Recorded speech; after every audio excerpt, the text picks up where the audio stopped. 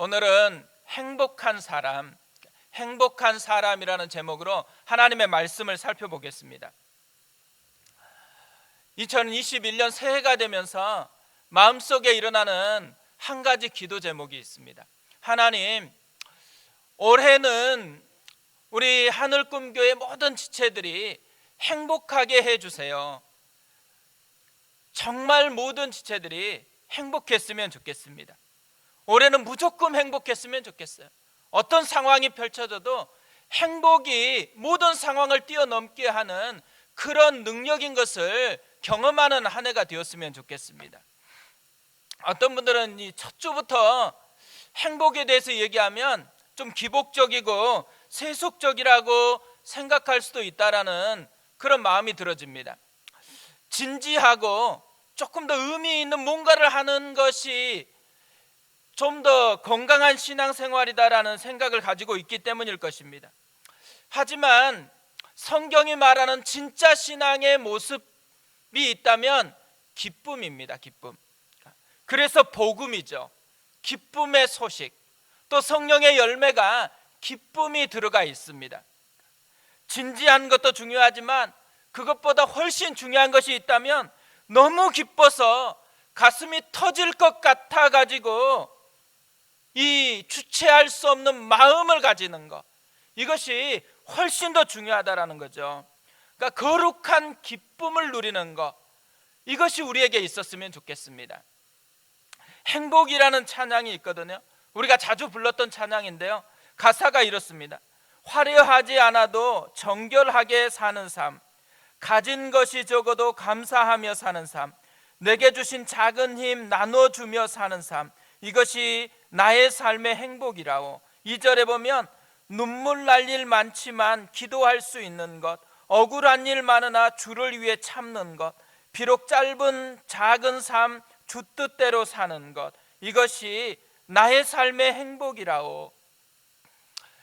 우리가 생각할 때는 반대가 돼야지 행복하다고 그렇게 느끼지 않을까요? 갑자기 풀리지 않던 문제가 풀려지고 또 합격하고 또 좋은 배우자 만나고 승진하고 또 우리 가운데 이 눈물 날 일이 사라져버리고 억울한 일은 있다가도 없어지고 이런 부분들이 있었을 때 우리는 주로 행복하다라고 그렇게 생각합니다. 그런데 오늘 이 찬양은 전혀 달라요.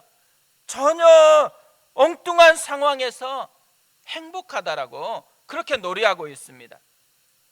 어떻게 이런 상황에서 행복을 노래할 수 있을까요? 후렴에 보면요, 그 이유를 이렇게 노래를 합니다. 이것이 행복이라오. 세상은 알 수 없는 하나님 선물. 이것이 행복이라오. 하나님의 자녀로 살아가는 것, 이것이 행복이라오. 상황보다 더 큰 하나님의 선물을 발견했기 때문에, 그것이 하나님의 자녀가 된 것이기 때문에 그래서 행복하다고 노래하고 있습니다. 예수님도 마태복음 13장 44절에서 이것과 비슷한 이야기를 했습니다. 천국은 마치 밭에 감추인 보화와 같으니 사람이 이를 발견한 후 숨겨두고 기뻐하며 돌아가서 자기의 소유를 다 팔아 그 밭을 사느니라. 천국 보화를 발견했기 때문에 좋아서 죽을 것 같은, 좋아서 어쩔 수 없는 그 사람이 됐다라는 거죠. 우리는 세상이 볼 수 없는 하늘 보화를 발견한 사람이라는 것입니다. 이 보화가 너무 크기 때문에 상황하고는 상관없이 너무 행복해서 죽을 것만 같은 사람, 그 사람이 그리스도인이라는 거죠. 하나님이 날 사랑하시는 이 은혜가 너무너무 감격스럽기 때문에 어떤 상황이 펼쳐져도 행복할 수밖에 없다라고 고백하는 그 사람이 그리스도인이라는 거죠. 우리가 그런 사람이라는 거예요. 우리가 그리스도인이라면 우리가 적어도 그런 놀라운 힘을 소유하고 있는 그런 사람이라는 것입니다. 그렇기 때문에 올 한 해요, 우리가 그리스도인이다, 그럼 무조건 행복해야 됩니다. 진짜 행복함을 누리셨으면 좋겠습니다. 저는 오래전에요, 신년 첫 설교는 시편 1편을 해야 되겠다라고 그렇게 마음에 품었습니다. 왜냐하면 이 시편 1편에 우리를 향한 하나님의 마음이 다 담겨 있다라는 그런 생각이 들었기 때문입니다. 이 시편은요, 인간의 시면의 노래입니다. 인간의 가장 깊은 곳에 있는 갈망을 표현한 그런 노래가 시편들입니다. 그리고 이 시편의 전체의 서론에 해당하는 것이 오늘 시편 1편 말씀입니다. 이 시편 1편의 1절 시작을 이렇게 하고 있습니다. 복 있는 사람은 악인들의 꾀를 따르지 아니하며 죄인들의 길에 서지 아니하며 오만한 자들의 자리에 앉지 아니하고, 복 있는 사람은, 이 말은요, 구약의 축복을 선언할 때 나오는 바라크라는 단어가 아닙니다. 복이라는 이 단어는 바라크가 아니고 행복한 상태를 나타내는 에세르라는 말입니다.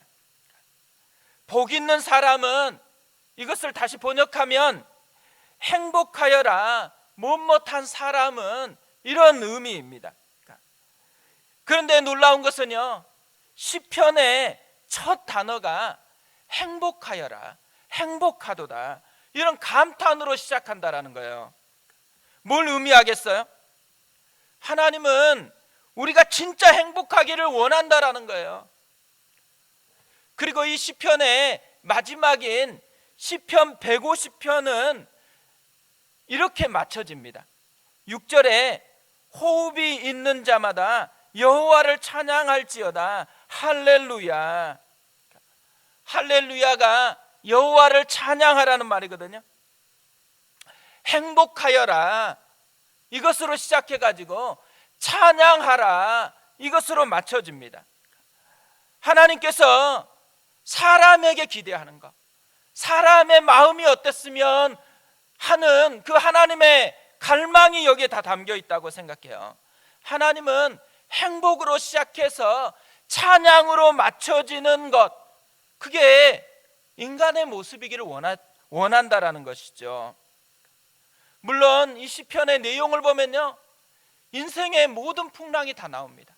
거기에 애통함이 있고, 거기에 모든 인간이 경험할 수 있는 시면의 노래들이 다 거기에 쏟아져 나오거든요.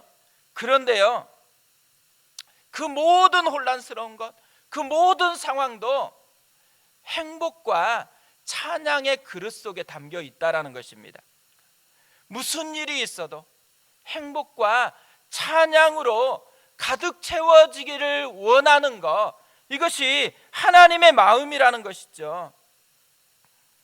이 간절한 하나님의 열망이요, 우리 것이 됐으면 좋겠어요. 그래서 오늘 이 말씀을 통해서요, 우리가 그것을 어떻게 누릴 수 있는가를 살펴보려고 하거든요. 오늘 말씀을 보면 하나님이 그렇게 원하시는 행복한 사람이 되는 비결을 우리에게 소개를 하고 있습니다. 첫 번째로는 행복한 사람이 되기 위해서는 선택을 잘해야 된다는 것입니다. 이런 말이 있어요. 기회가 아니라 선택이 운명을 결정한다. 좋은 기회를 기다릴 게 아니고 선택을 잘하면 당연히 좋은 인생이 된다라는 것을 얘기하고 있는 것이죠. 그런데 이 말과 똑같은 현상이 오늘 시편 1절에 잘 나타나고 있습니다. 이 시편 1편을 다 보면요, 대조 현상이 두드러지게 나타나요. 특별히 두 가지 대조가 강하게 드러나는데, 첫 번째로는 나무와 쭉정이가 대조되고 있습니다. 4절에 보면 이렇게 되어 있어요. 악인들은 그렇지 아니하며 오직 바람에 나는 겨와 같도다. 여기 나오는 겨가 쭉정이를 의미합니다. 껍데기만 그럴싸하게 있는데 알맹이는 없는 것, 이것을 겨라고 하고 또 쭉정이라고 얘기를 하는데요, 이 쭉정이는 어떻게 돼야죠? 추수 때가 되어지면 바람에 날려가지고 버림받게 되는 인생이 버림받게 되어지는 것이 되는 거죠. 그래서 바람에 나는 겨와 같다, 이렇게 표현을 하고 있습니다. 5절도 보세요. 그러므로 악인들은 심판을 견디지 못하며 죄인들이 의인들의 모임에 들지 못하리로다. 그러니까 심판을 견디지 못하고 의인들의 모임에 들지 못한대요. 그러니까 의인들이 누릴 수 있는 하나님의 보호하심, 하나님의 인도하심, 이런 것들을 전혀 누리지 못하는 그런 하나님의 축복에서 제외된 인생, 그런 인생이 되어버린다라는 것이죠. 이것이 쭉정이 인생의 비참함이에요. 그리고 또 하나 대조되는 것이 의인과 악인의 대조입니다. 6절을 보면 무릇 의인의 길은 여호와께서 인정하시나 악인들의 길은 망하리로다. 하나님께 인정받은 인생이 있고 망하는 인생이 있다라는 거죠. 결국 보면요, 의인의 길을 따라가면은 행복한 사람이 되어지고 악인의 길을 걷게 되어지면 행복하지 못하게 된다라는 말을 하고 있는 것입니다. 그런데 악인을 만들어내는 것, 이 쭉정이 같은 인생을 만들어내는 게 어디서 생겨난다고요? 선택에서 생겨난다는 거예요. 선택을 잘못했다라는 거죠. 하지 말라는 것을 했다라는 것입니다. 1절을 다시 보세요. 복 있는 사람은 악인들의 꾀를 따르지 아니하며 죄인들의 길에 서지 아니하며 오만한 자들의 자리에 앉지 아니하고, 하지 말라는 것이 나오죠. 세 가지. 악인들의 꾀를 따르지 말라, 죄인들의 길에 서지 말라, 오만한 자들의 자리에 앉지 말라는 것이에요. 근데 이 하지 말라라는 이 세 가지를 따라하게 되어지니까 결국엔 쭉정이 인생이 되어버렸다라는 것입니다. 악인들을 따르니까 결국에는 악인의 인생이 되었다라는 것이죠. 그런데 이 하지 말라는 것들을 살펴보면요, 공통적인 것들이 있습니다. 첫 번째로는 다 사람을 따르지 말라고 이야기를 한다라는 거예요. 악인은 악한 사람을 말하잖아요. 악한 사람은 여기서는 사악하다 이런 뜻도 있지만 죄인이나 악인들의 보편적인 명사형이에요. 그러니까 일반적인 악한 사람, 이 의미를 담고 있는 거고요. 죄인은 그것에 조금 더 구체적인 부분을 이야기를 해요. 죄라는 이 성경의 단어는 목표에서, 기준에서 벗어나다, 이런 뜻이거든요. 그러니까 결국 하나님이 원하는 것에서 벗어난 사람, 이 사람이 죄인이다라는 것이죠. 또 오만한 사람은, 오만하다라는 이 단어는 모욕하다라는 단어라 그래요. 하나님을 모욕하고 하나님의 사람을 모욕하고 하나님의 교회를 조롱하고 모욕하는 이 사람들을 의미하는 거거든요. 결국 뭐예요? 사람을 잘 선택해서 따라가야 된다라는 거죠. 사람을 잘 사귀는 것이 중요하다라는 거예요. 그러니까 우리가 올 한 해 계속해서 사람을 만나게 되어 있습니다. 누구와 함께 가고 누구와 함께 앉아서 많은 대화를 나눠야 될까요? 영적인 사람을 가까이 해야 된다라는 거예요. 말씀을 사랑하고 교회를 사랑하고 하나님을 사랑하는 그 사람과 가까이 해야 된다라는 것을 우리에게 알려주고 있는 것이죠. 또 이 하지 말라라는 이 말을 보면요, 단계가 있습니다. 처음에는 꾀를 따르고 다음에는 길에 서고 마지막에는 자리에 앉아요. 그러니까 생각에서 시작해서 행동으로 옮겨졌다가 아예 눌러 앉아버렸어요. 그러니까 아예 그거에 중독된 것처럼 그 속에 인격화되고 파묻히는 사람이 되어버렸다라는 거죠. 그러니까 지혜로우면요, 먼저 앞에서 그만둬야 돼요. 생각에서 일어날 때 그것을 관리해야지 조금 더 나가고 조금 더 나는 것을 방치하면 안 된다라는 거죠. 그런데 또 여기서 이 하지 말라는 단어를 살펴보면요, 이 하지 말라는 것, 아니하며라는 이 단어는요, 로라는 히브리어입니다. 그런데 이 로라는 단어는요, 히브리어에서 가장 강한 부정어예요.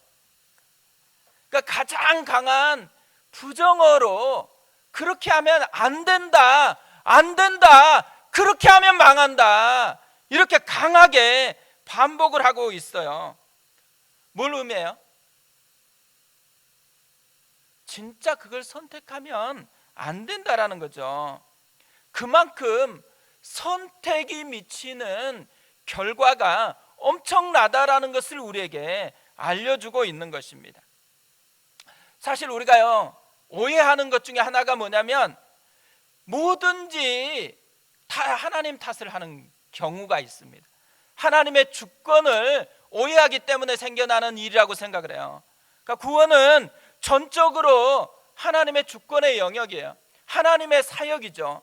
그런데요, 그 구원이 내 개인적인 사건이 되어지는 것, 이 구원의 풍성함이 내 개인적으로 누려지게 하는 데는 100% 우리의 책임이 있다라는 말이에요. 그렇기 때문에 이렇게 강한 말로서 선택에 대한 도전을 하고 있다라는 것이죠. 하나님 때문에 쭉정이 인생이 된 게 아니에요. 우리가 잘못 선택했기 때문에 쭉정이 인생이 되었다라는 것입니다. 하나님을 핑계대지 말고 오늘 이 순간에 내가 선택하는 데 있어서 바르게 선택을 해야 된다라는 것을 우리에게 얘기를 하고 있습니다. 워런 버핏이라는 분이 있죠. 굉장히 유명한 투자가잖아요. 이분이 이런 말을 했어요. 성공 전략의 본질은 목표를 어떻게 이룰 것인지가 아닌 무엇을 하지 않을 것인지를 선택하는 데 있다. 이 투자가들이요, 생각보다 지혜롭더라고요. 뭐가 지혜롭냐? 성경의 원리를 굉장히 적용을 잘하고 있다는 생각이 들었어요. 이 성공하기 위해서 먼저 뭘 선택하라고 얘기하냐면 무엇을 하지 않을 것인지를 선택하래요. 그러니까 잘못되지 않을 것을 먼저 신경 쓰는 거, 이것이 성공하는 데 굉장히 중요하다는 거죠. 근데 놀랍게도요, 오늘 시편 1편 말씀이 그걸 우리에게 이야기하고 있다는 거예요. 행복해야 된다. 근데 무엇부터 해야 된다는 거예요? 하지 말아야 될 것을 하지 않는 것, 이거에서 먼저 행복이 시작된다라고 이야기를 하고 있습니다. 쭉정이 인생이 안 되려고 하면요, 적어도 무엇을 하지 않을 것인지를 잘 선택하는 것에서부터 시작해야 된다라는 거, 이것이 오늘 시편 1편 말씀이 우리에게 던지는 도전이라는 거죠. 두 번째로요, 행복한 사람이 되려면 말씀과 사랑에 빠져야 한다는 것입니다. 오늘 말씀을 보면요, 행복의 비결을 굉장히 복잡하게 설명하지 않습니다. 굉장히 단순하게 짧게 설명해요. 2절을 보세요. 오직 여호와의 율법을 즐거워하여 그의 율법을 주야로 묵상하는도다. 이게 전부예요. 여기서 즐거워하여, 이 말은 해페치라는 말이거든요. 기뻐한다, 이런 의미예요. 또 묵상하는도다, 이 말은 하가라는 말입니다. 이 하가라는 말은 계속해서 중얼거린다, 이런 의미를 담고 있습니다. 그러니까 생각해 보세요. 마음에서 기뻐하면서 계속 중얼거리고 있다. 언제 일어나는 사건이죠? 사랑에 빠졌을 때. 제가 사랑에 빠져보니까요, 이게 무엇인지 알겠더라고요. 일단 사랑에 빠지면 기쁨이 일어나요. 그리고 계속해서 생각을 해요. 또 계속해서 보고 싶어 해요. 또 계속해서 이야기를 나누고 싶어요. 그래서 밤늦게까지 데이트하고 금방 헤어졌는데 차에 올라서 바로 뭐래요? 전화를 해요. 또 한참 대화를 해요. 어느 때는 차에 앉았는데 달을 보니까 그녀가 웃고 있더라고요. 뭐든지 사랑에 빠져보면요, 사랑하는 사람과 함께 했던 모든 것들 속에서 그녀가 다시 살아나게 되어 있습니다. 사랑하면 그녀가 좋아하는 모든 것을 좋아하는 그런 변화가 일어난다라는 거죠. 어떻게 보면요, 여호와의 율법을 즐거워하여 그의 율법을 주야로 묵상하는도다. 언제 이것을 할 수가 있어요? 사랑에 빠졌을 때. 사랑에, 말씀과 사랑에 빠졌을 때, 계속해서 말씀이 즐거워요. 그리고 그 말씀을 보고 싶어요. 그 말씀을 계속해서 입으로 읊조리게 되어 있어요. 또 그 말씀을 알고 싶어서 계속해서 가까이 나아갈 수밖에 없는 사람이 되어진다라는 거죠. 올 한 해 우리가 진짜 행복했으면 좋겠거든요. 행복하기 위해서 해야 되는 한 가지, 말씀과 사랑에 빠지는 것입니다. 예수님이 요한복음 14장 23절 24절에서 이렇게 말씀을 했습니다. 예수께서 대답하여 이르시되 사람이 나를 사랑하면 내 말을 지키리니 내 아버지께서 그를 사랑하실 것이요 우리가 그에게 가서 거처를 그와 함께 하리라. 나를 사랑하지 아니하는 자는 내 말을 지키지 아니하나니 너희가 듣는 말은 내 말이 아니요 나를 보내신 아버지의 말씀이니라. 예수님이 자신을 사랑할 때 말씀을 지킨대요. 예수님을 향한 사랑이 식어졌을 때 말씀을 멀리하게 되어 있다고 그렇게 이야기를 합니다.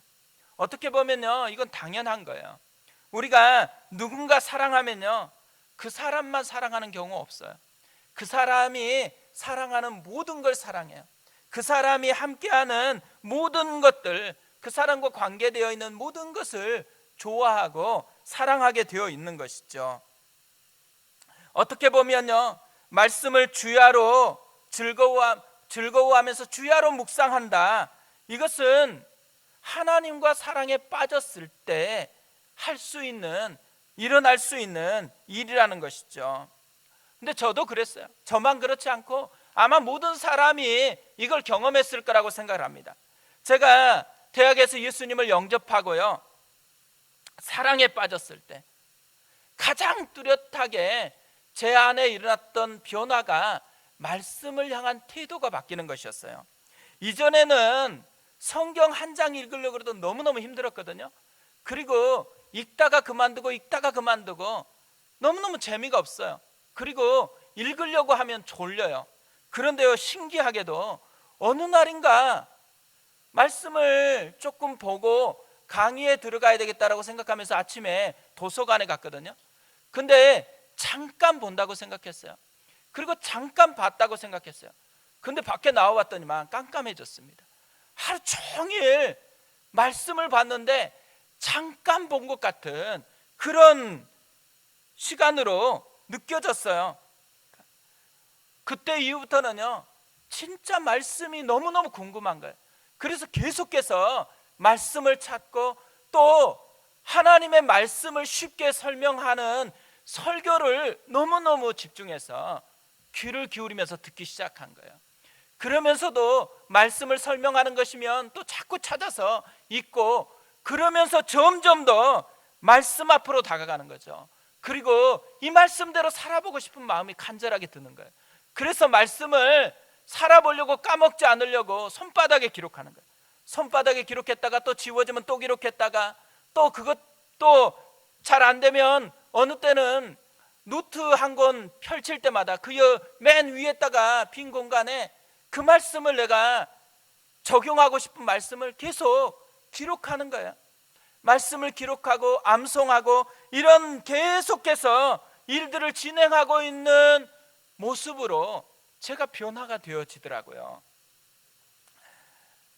예수님과 사랑에 빠질 때 말씀과 사랑에 빠지는 일들이 일어난다라는 거죠. 어떻게 보면요, 말씀과 사랑에 빠졌을 때가 신앙의 전성기와 같다라는 생각이 들어집니다. 정말 신앙의 폭풍 성장기는 말씀과 사랑에 빠졌을 때라는 그런 생각이 들어요. 근데 인생을 이렇게 돌아보면요, 진짜 그랬거든요. 근데 또 하나, 말씀에 대한 마음이 식어졌을 때가 신앙의 최대 위기라는 거예요. 말씀이 어느 순간에 뻔하게 느껴지는 거예요. 말씀이 습관적으로 대하는 것이지 내 가슴을 뛰게 하는 것이 되어지지 않는 것을 방치할 때, 그래서 말씀 읽는 것 매년 새해가 되면 통독해야 되겠다 이런 생각을 갖는데 의무가 되어질 때, 남이 뭐 나를 어떻게 생각해서 어떻게 생각할까, 이런 생각 때문에 말씀을 가까이 하려고 한다. 신앙의 최대 위기에 봉착되어 있다라는 것이죠. 저는 올 한 해 시작하면서요, 개인적으로 마음이 뛰는 게 있습니다. 뭐가 마음에 뛰냐면 말씀을 향한 사모함이 일어나는 거예요. 올 한 해는 무엇보다도 말씀을 사모하는 그 사람이 됐으면 좋겠다라는 이 소원이 일어나더라고요. 저만 그렇지 않고요, 우리가 다 그랬으면 좋겠어요. 우리 모든 성도들이 말씀과 사랑에 빠지는 일이 일어났으면 좋겠습니다. 그래서 끊임없이 말씀을 보고 싶고, 말씀대로 한번 살아보고 싶고, 말씀을 나누고 싶고, 말씀에 집중하고자 하는 그런 갈망이 일어나는 2021년이 되었으면 좋겠습니다. 왜 우리가 말씀과 사랑에 빠져야 될까요? 말씀이 우리의 인생을 바꾸어 놓기 때문에 그렇습니다. 3절을 보세요. 그는 시냇가에 심은 나무가 철을 따라 열매를 맺으며 그 잎사귀가 마르지 아니함 같으니 그가 하는 모든 일이 다 형통하리로다. 말씀이 우리를 쭉정이 인생이 아니고 시냇가에 심은 나무와 같은 인생으로 바꾸어 놓는다라고 이야기를 해요. 그러니까 철을 따라 열매를 맺고 그 잎사귀가 마르지 않는 풍성한 인생이 되게 만들어 준다라는 것입니다.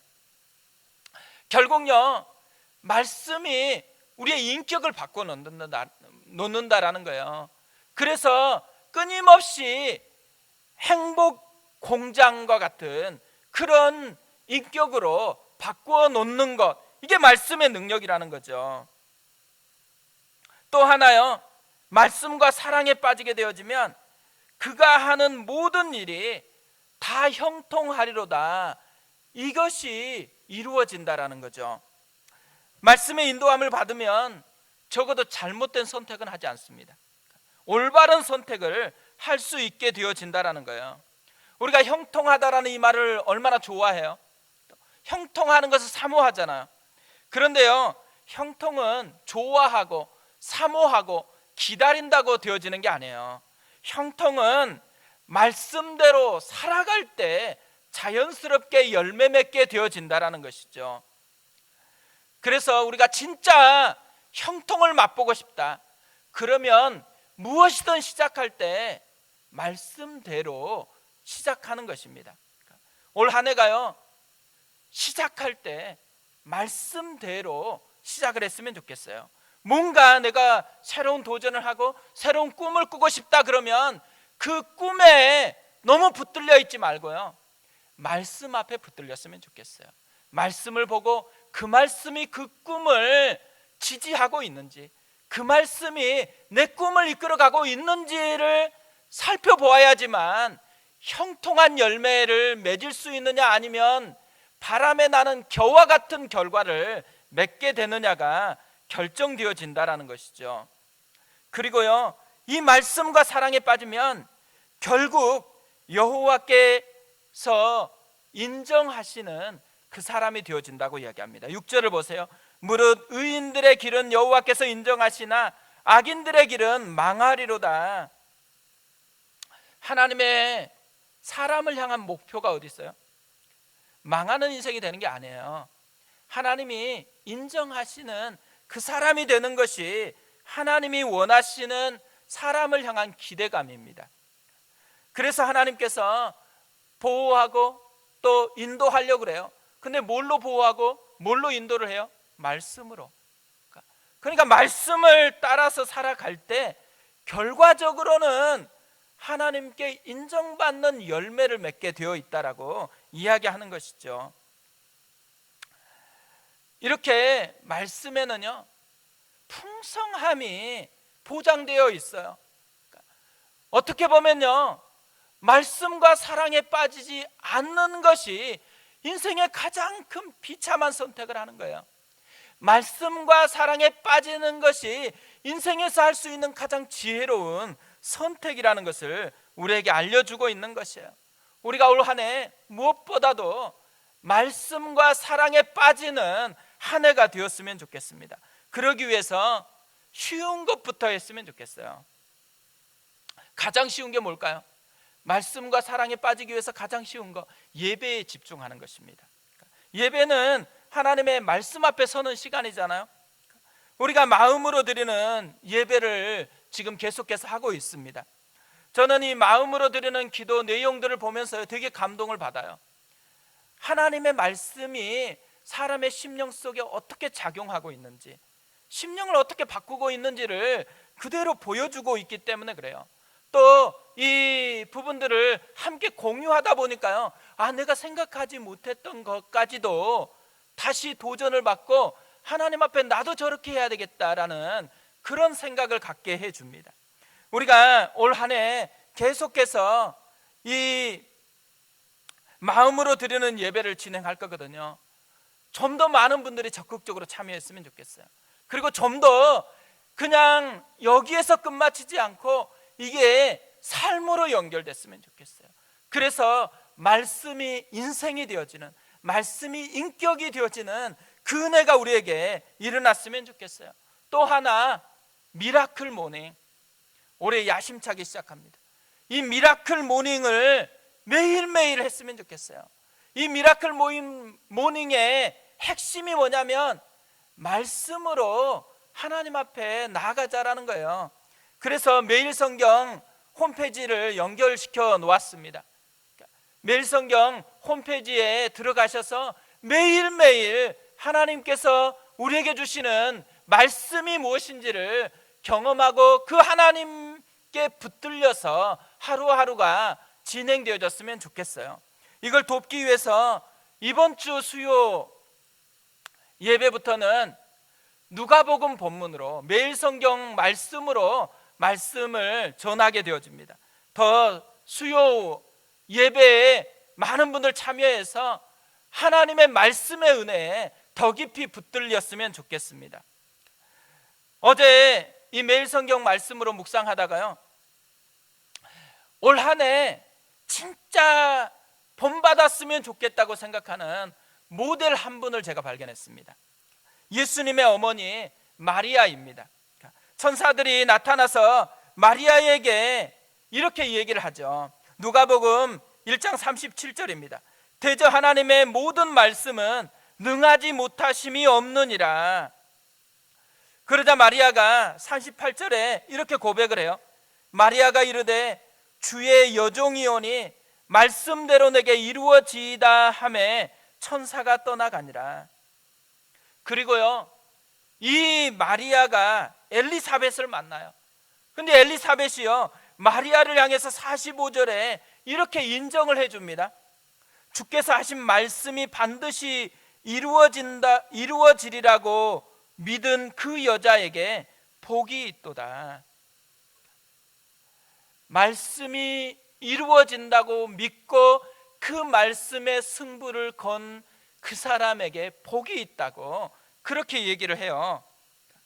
올 한 해요, 주의 종이오니 말씀대로 내게 이루어지이다. 이게 우리의 고백이 됐으면 좋겠어요. 순간순간마다 말씀을 대할 때마다 이렇게 고백했으면 좋겠어요. 올 한 해 그래서 우리가 모두 다 마리아형 신앙이 됐으면 좋겠습니다. 매 순간마다 마리아처럼, 마리아가 예수님을 경험했던 것처럼 우리도 하나님의 놀라운 은혜를 경험해서 행복을 맛보는 그 해가 되어졌으면 좋겠습니다. 그래서 우리가 말씀과 사랑에 빠지고 그 말씀과 사랑에 빠짐으로 말미암아서 시냇가에 심은 나무와 같은 인생, 형통함을 맛보는 인생, 하나님이 인정하시는 그 삶을 살아가는 인생, 그게 올 한 해의 우리의 모습이었으면 좋겠습니다. 그 마음을 가지고요, 우리 같이 한번 찬양하고 기도했으면 좋겠습니다.